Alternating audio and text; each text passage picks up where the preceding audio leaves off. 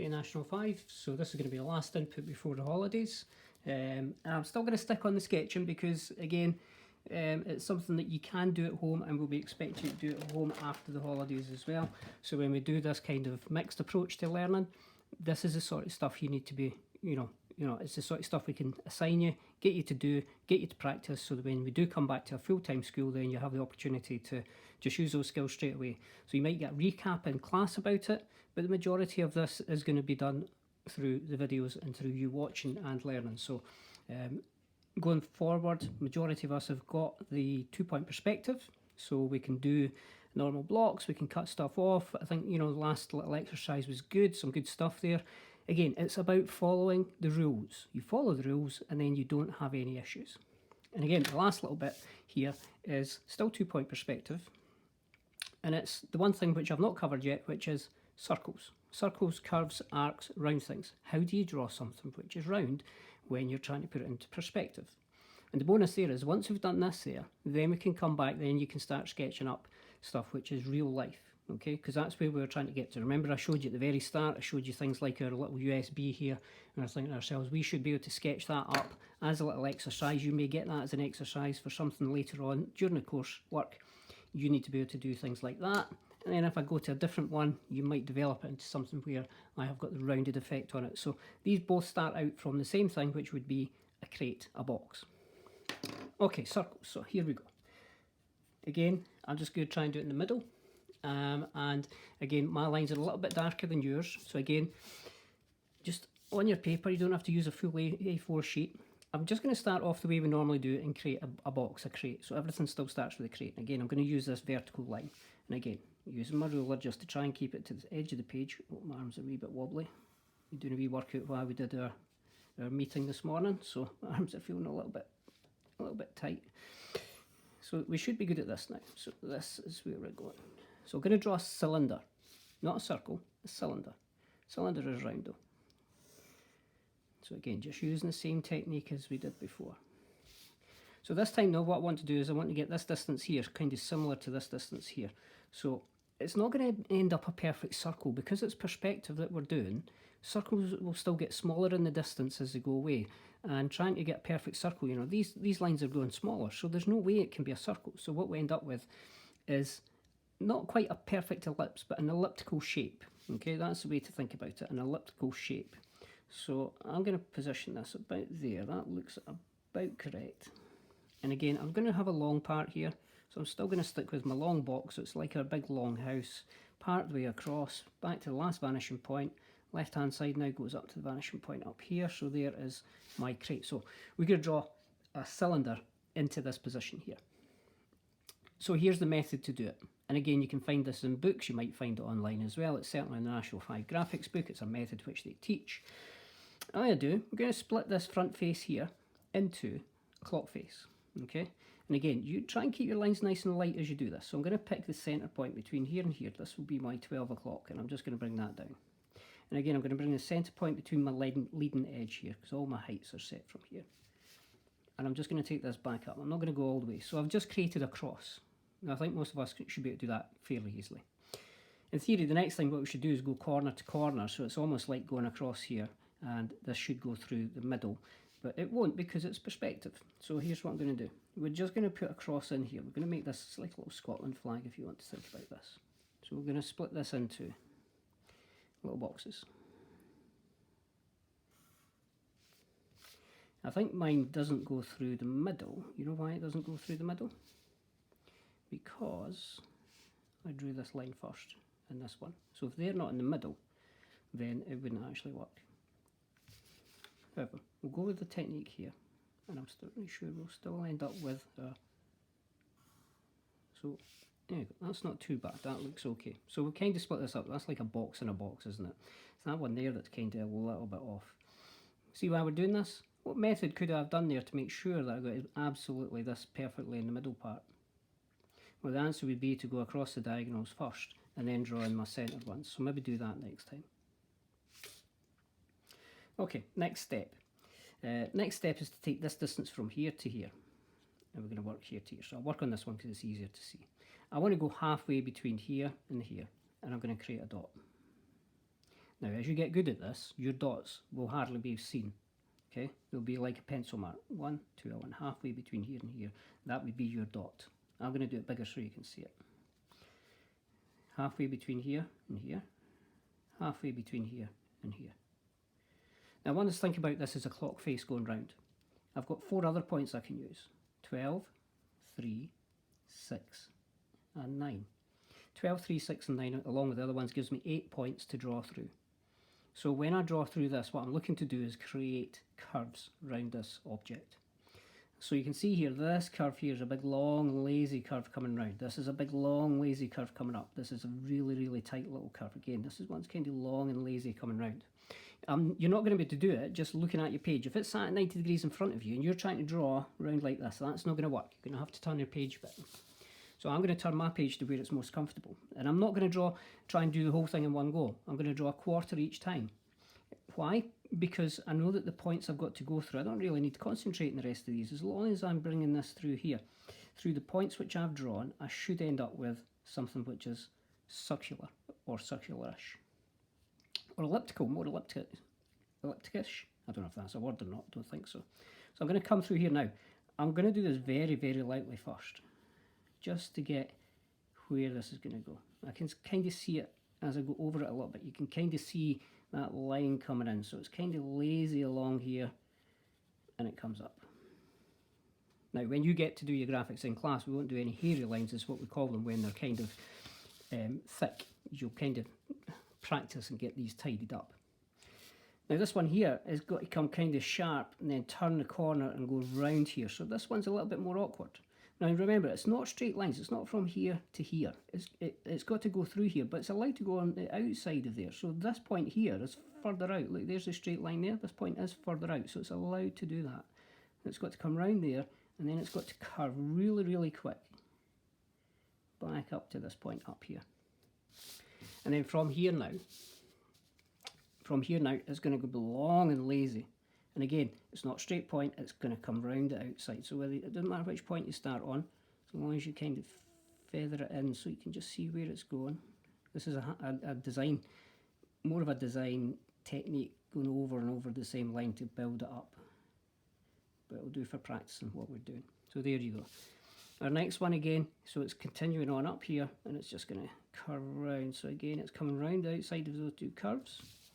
And it's going to continue round, so it's again, it comes around here and then it turns really, really sharp. It turns really sharp back down onto this one here. And that's how we draw a circle which is within 2-point perspective. Now, there are other drawing techniques which we'll use, and one of them being, and I'll do a very, very quick little sketch here, is isometric. And with an isometric, all the lines are parallel to each other. These are all drawn at 30 degrees. And the difference being, when you do this one in isometric mode, the technique is exactly the same. I'm going to go across my diagonals first this time to make sure I get that centre point right. But all these lines are parallel to each other. 1, 2, 3. 1, 2, 3. And again, the technique's exactly the same. Go across, halfway. I actually just need to go across, halfway, across, halfway. There we go. And again, you'll see there, the technique is exactly the same.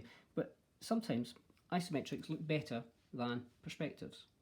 But that'll be a choice which we'll look at later on. Okay, next thing we've got this cylinder. It's round on the front just now, but it's going back. So it's going back to the vanishing point. Everything still goes back to the vanishing point. So the first thing I'm going to do is take my 12 o'clock and I'm just going to lightly put this back. So here is this is 12 o'clock at the back of the object. This point here was 3 o'clock, and this point will still be 3 o'clock at the back of the object. I'm not going to draw the whole line in. I'm just going to put a wee dot, a wee line. What happens now is, at some point I'm going to have a line going along here, which is the representation of this, but because it's cylinder, this doesn't exist anymore. It's moved up the way, and it's somewhere round about here. So to get this point, I'm going to go onto my vanishing point, and I'm going to bring my ruler round, and I get to the point where it last touches the circle here. Okay? It's almost like what we call our horizon point.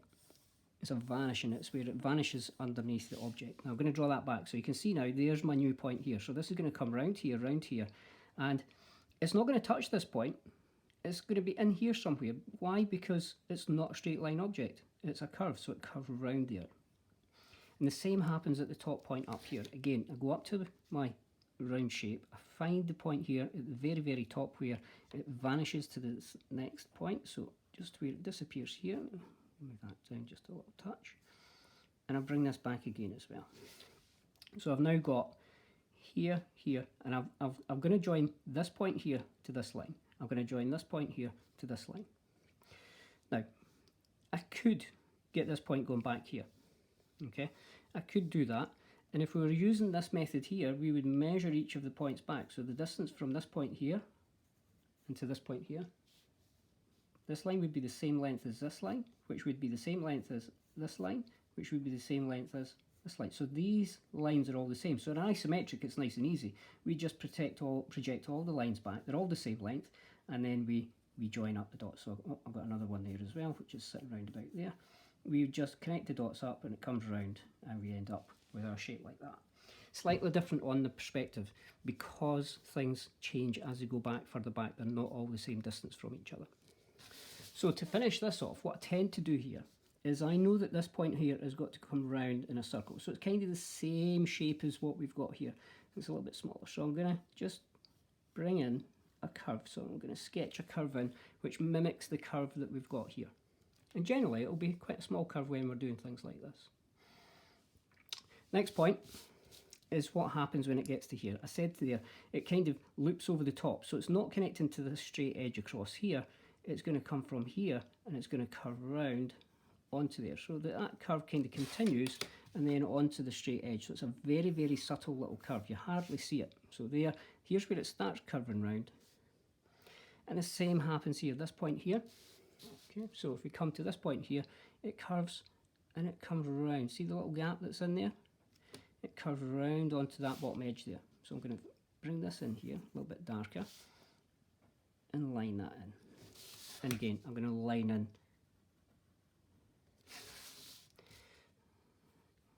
There we go. So there we have our perspective view of a cylinder as it goes back to be. Okay? So that's how we do that. Perspective always looks a little bit different from isometric. Again, choice later on in the course will be use this method or use this method. This method will be coming after the holidays, okay, where we get a chance to see you in real life. How does that relate to what we've been doing? Well, now when I have a block, so if I bring in my little block here, if I have a standard little block here, when we're now trying to sketch that as a perspective sketch, then all we're doing now is we follow the rules which we've got. So I'll set that there. We come back to our perspective sketch. We have our long side, we have our short side. So these points now, you see, I'm just using sketches. You don't have to use a ruler. This is quite adequate as long as the vanishing points, as long as the lines are going back to the vanishing points in the correct position or roughly correct position. So this circle here now, if I'm looking at that there like that, this circle here now needs to go somewhere in the middle of here. So what we would do is we would build up little points here. So again, we're coming back here. And again, I would build it up by doing a little box which has circle. Now I'm going to have to turn my page here because I really can't draw other than sort of. There we go, so that line start to drift back, start to drift back. So we draw our little box on there. So here's our little points here, and again, you would very lightly create your 8 points. 1, 2, 3, 4, all the clocks. And you would sketch it. Now I'm going to do it very, very quickly because you'll get good at sketching. Little circles can be sketched fairly quickly. Whether you need to use the technique or not, that's up to you. If you can draw me a circle without using the technique, it's fine.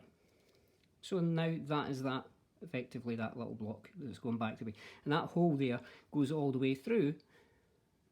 And if I gave you an orthographic, that little hole would go all the way through. And I would see that indicated by the hidden detail going all the way through. If I was drawing my orthographic, then my elevation. And again, for the elevation, I'd be using the same technique to draw that circle.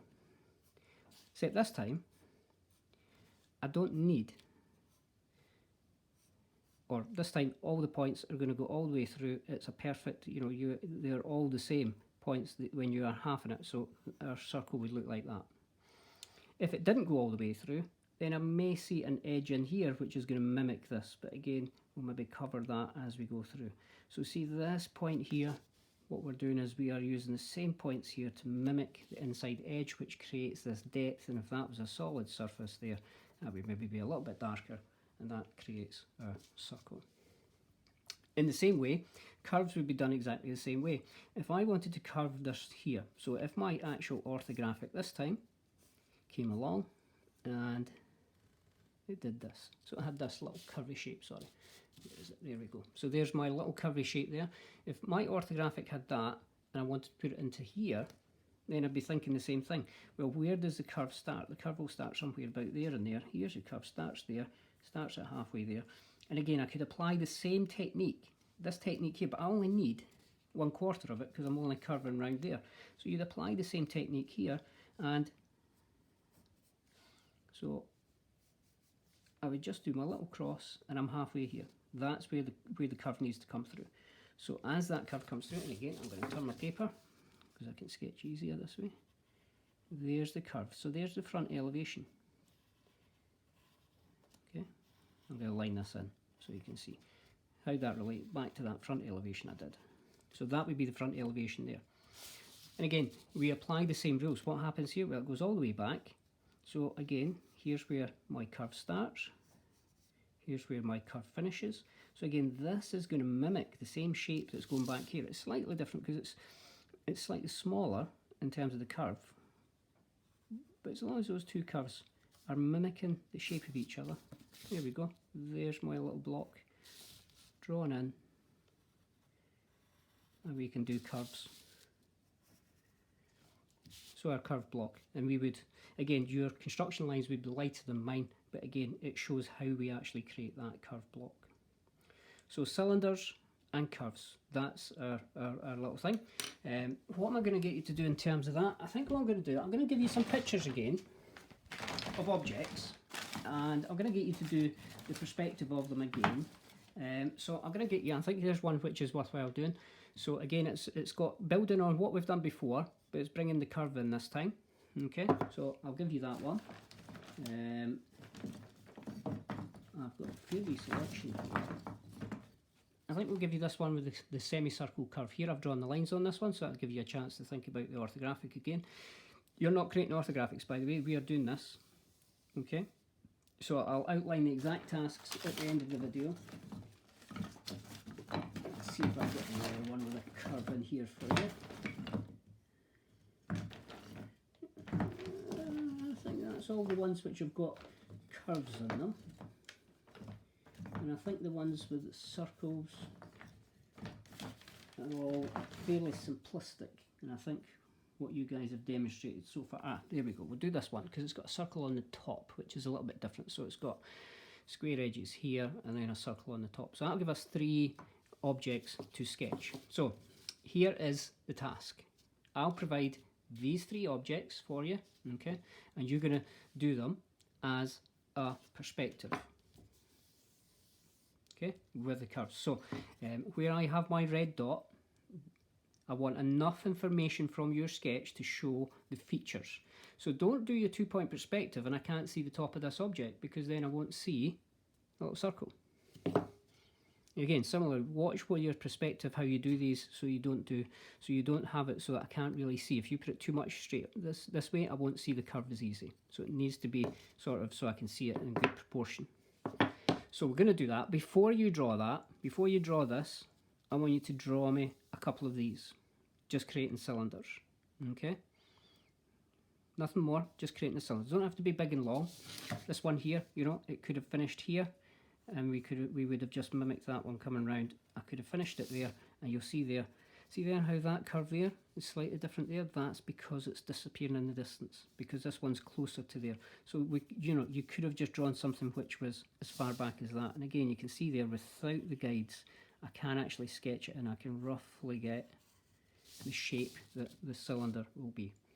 Okay, so a couple of these to show me that you can do it. One in this direction, maybe one going back in this direction here, just to show that you can actually do 2. So circle on this side, so one left, one right, and then moving towards one 2-point perspective of the 3 blocks. So that's 3 sketches, one of each of these. Okay, and we'll have that, we'll get you to do that before Wednesday. Time wise, I would say this should probably take you, all in, this will take you about 5 minutes to get used to the method, and then another 5 minutes to do each of these. So you're only looking at about half an hour's work, along with the video, which is 10-15 minutes. It's not going to take up lots of your time. Have a go at doing it.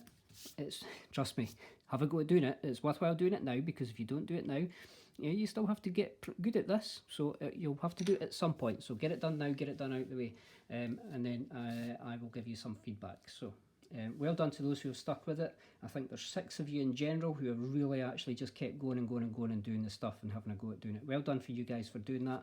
That's much appreciated for your new teacher. And I'm sure that those, it will benefit you when you get back into the classroom. So do this last wee thing for us and that'll be great.